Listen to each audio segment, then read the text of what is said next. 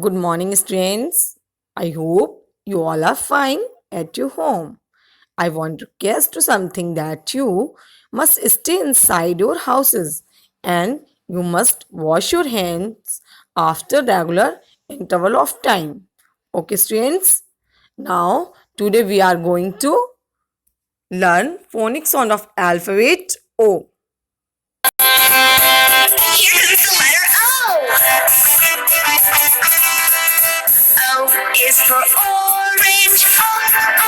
Orange. O is for out. Out. O is for open. Open. O is for office. Office.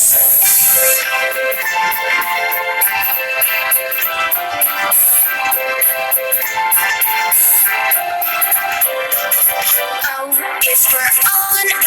On. O is for off. Off. O is for outside. Outside. O is for oven.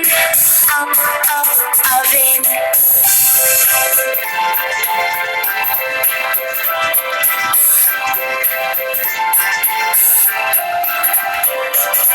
O is for ocean. Ocean.